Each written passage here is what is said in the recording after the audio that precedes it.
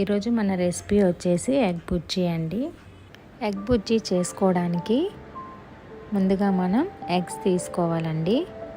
7 eggs తీసుకున్నాను. 7 ఎగ్స్కి 3 onions వేస్తున్నాను.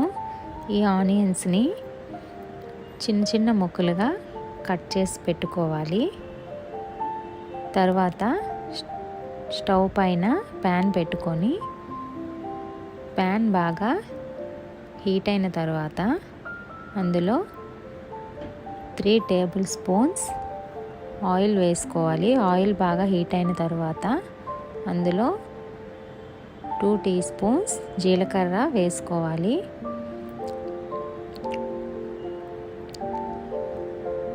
జీలకర్ర ఆయిల్లో బాగా ఫ్రై అయిన తర్వాత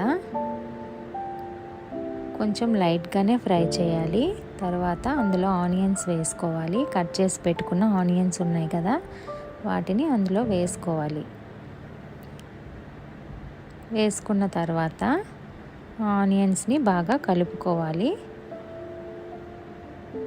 ఆయిల్లో బాగా వేగేంత వరకు కలుపుకోవాలి.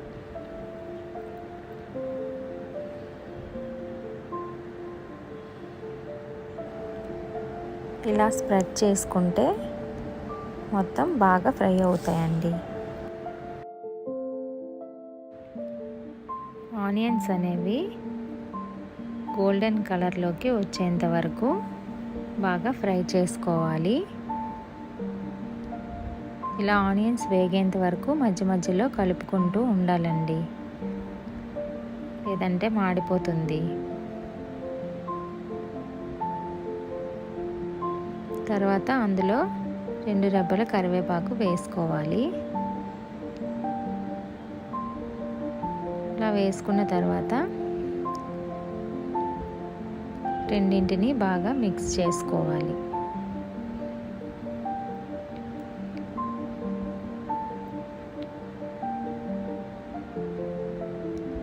ఆనియన్స్ అనేవి మీడియం ఫ్లేమ్లో పెట్టుకొని ఫ్రై చేయాలండి. ఎందుకంటే హై ఫ్లేమ్లో పెడితే ఫాస్ట్గా మాడిపోతాయి, సరిగా కుక్ అవ్వవు కూడా. చూసారా, ఇలా అయ్యేంత వరకు ఫ్రై చేసుకోవాలి. లైట్ గోల్డెన్ కలర్ వచ్చింది కదా, అంతవరకు ఫ్రై చేసుకోవాలి. తర్వాత అందులో ఎగ్స్ మనం తీసుకున్నాము కదా, వాటిని బీట్ చేసుకొని వేసుకోవాలి. ఎగ్స్ అన్నిటినీ ఇలా వేసేటప్పుడు మంటని కొంచెం లో ఫ్లేమ్లో పెట్టుకోండి, లేదంటే మీరు వేసేటప్పటికి మాడిపోతుంది.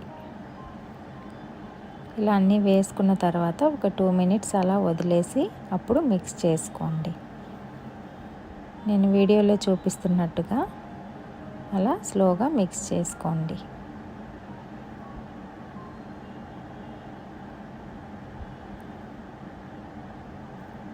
ఇలా మిక్స్ చేసుకొని ఇంకో 3-4 మినిట్స్ అలా లో ఫ్లేమ్లోనే మంటని పెట్టి అలా వదిలేయండి. అప్పుడు చూసారా, ఇలా అవుతుంది. అప్పుడు దాన్ని మొత్తం బాగా కలుపుకోవాలండి.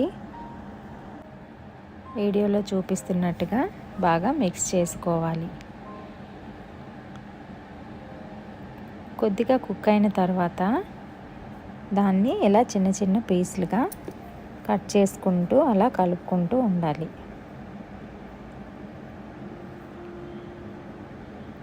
అందులో 2 టీ స్పూన్స్ సాల్ట్ వేసుకోవాలి. ముందు కొద్దిగా వేసుకోండి, తర్వాత సరిపోకపోతే మళ్ళీ అందులో మిక్స్ చేసుకోవచ్చు మనం. తర్వాత 1 టీ స్పూన్ పసుపు వేసుకోవాలి. వేసుకొని దాన్ని బాగా మిక్స్ చేసుకోవాలి.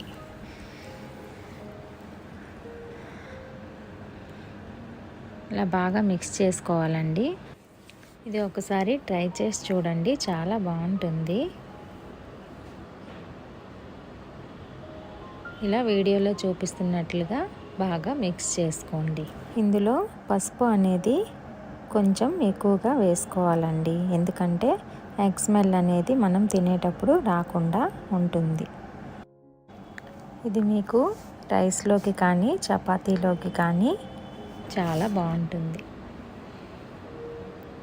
అలా మొత్తం మిక్స్ చేసుకున్న తర్వాత 2 మినిట్స్ అలా దాన్ని మీడియం ఫ్లేమ్లో పెట్టి ఫ్రై అవ్వనివ్వాలండి. దీనికి క్యాప్ పెట్టకూడదండి. ఇలా నార్మల్గానే వదిలేసి అలా స్లోగా ఫ్రై చేసుకుంటూ ఉండాలి.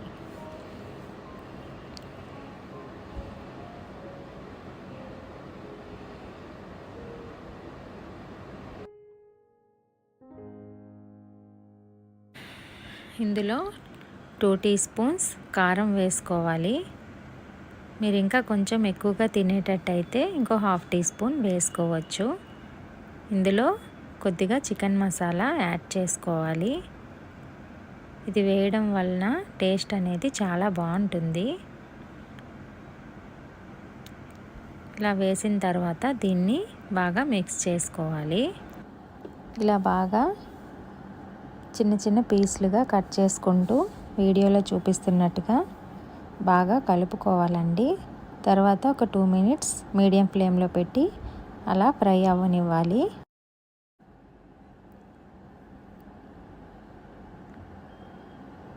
ఇలా కొద్దిగా బాగా ఫ్రై అవ్వాలండి. ఇలా అయిన తర్వాత మళ్ళీ ఇంకొకసారి దాన్ని బాగా కలుపుకోవాలి. చివరగా కొత్తిమీర వేసుకొని దాన్ని బాగా మిక్స్ చేసుకోవాలి. ఈ రెసిపీ ఎలా వచ్చిందో మీరు కూడా ట్రై చేసి నాకు కామెంట్ రూపంలో చెప్పండి. మీకోసం ఇంకో మంచి రెసిపీ నేను మీకోసం షేర్ చేస్తాను. చివరగా ఇందులో సాల్ట్ సరిపోయిందో లేదో చూసుకోవాలండి. చిన్న పీస్ తీసుకొని టేస్ట్ చూడండి. నాకైతే సరిపోలేదు, అందుకే కొద్దిగా యాడ్ చేసుకుంటున్నాను. మీరు కూడా చూసుకొని యాడ్ చేసుకోండి. ఇప్పుడు దాన్ని బాగా మిక్స్ చేసుకొని ఇంకో 1 మినిట్ పాటు అలా ఫ్రై అవ్వనివ్వండి. చివరగా ఇందులో 1 టీ స్పూన్ ఆయిల్ వేసుకోవాలి. ఇలా వేసుకోవడం వల్ల మీకు రైస్లో బాగా మిక్స్ అవుతుంది. కలుపుకొని తినేటప్పుడు చాలా బాగుంటుంది. ఇలా వేసుకొని ఇంకో 1/2 మినిట్ పాటు అలా ఫ్రై చేసుకోండి. అంతేనండి. ఈ వీడియో కనుక మీకు నచ్చినట్లయితే లైక్ చేయండి, షేర్ చేయండి, సబ్స్క్రైబ్ చేయండి. మీకోసం ఇంకో మంచి రెసిపీతో మీ ముందుకు వస్తాను. బాయ్ అండి.